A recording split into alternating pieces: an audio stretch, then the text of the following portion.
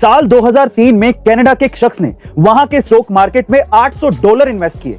लेकिन हैरानी की बात यह है कि वो $800 सिर्फ 2 ही हफ्तों में $350 मिलियन में कन्वर्ट हो गए, यानी कि वो रातों रात करोड़पति बन गया। तब लोगों को यह लगता था कि वो पक्का अंदर का कोई आदमी है जिसे सारी जानकारी है। लेकिन जब उसे पुलिस ने कस्टडी में लिया और उसके बाद जो उसने कहा, उससे पुलिस वालों के होश उड़ गए।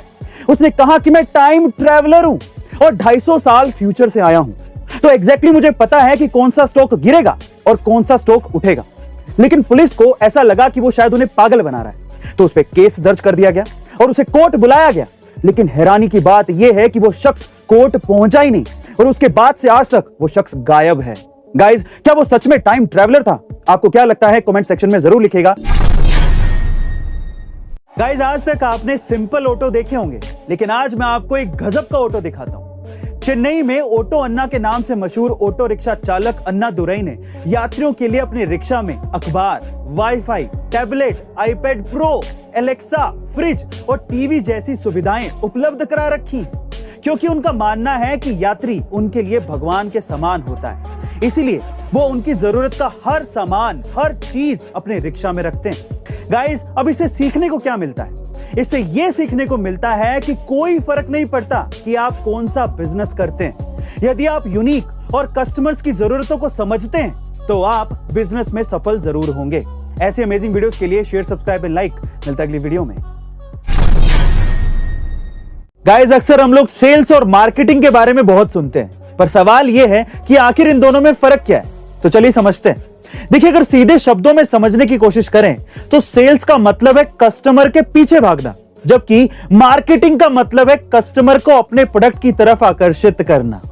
इसी तरह से अगर मैं आपसे सवाल पूछूं कि जॉब और बिजनेस में आखिर फर्क क्या होता है, तो इसको सीधे शब्दों में समझने की कोशिश करें तो जॉब का मतलब यह है कि आपको कुएं से पानी कैसे निकलता है यह सीखना होगा, जबकि बिजनेस का मतलब यह है कि आपको खुद का कुआं कैसे खोदना है यह सीखना होगा। गाइस, ऐसे ही अमेजिंग इंफॉर्मेटिव वीडियोस के लिए शेयर, सब्सक्राइब एंड लाइक। मिलता है अगली वीडियो में।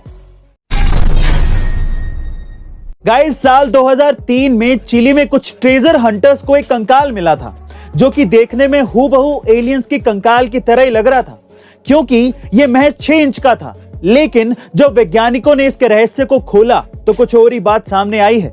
दरअसल चिली के एटाकामा डेजर्ट में मिले इस कंकाल का एक बड़ा सा सिर था और 10 रिब्स थे, जो कि सिर्फ एलियंस के ही होते हैं। वही इंसानों के 12 रिब्स होते हैं और इसी वजह से इसे एलियंस का कंकाल माना जा रहा था। लेकिन जब इसका राज खुला तो पता चला कि यह किसी एलियन का कंकाल नहीं है, बल्कि 40 साल पहले मरे किसी बच्चे का कंकाल है, जिसकी जेनेटिक डिसऑर्डर की वजह से हड्डियां विकसित ही नहीं हो पाई थी।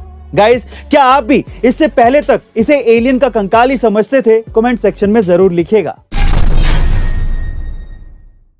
आज के जमाने में जहां लोग अपने बर्थडे पर बड़े बड़े केक काटकर दिखावा करके बर्थडे मनाते हैं, वहीं दूसरी तरफ देश के सबसे बड़े उद्योगपति श्री रतन टाटा जी ने दिखावा करने की बजाय एक बच्चे के साथ छोटा सा कप केक काटकर अपना जन्मदिन मनाया।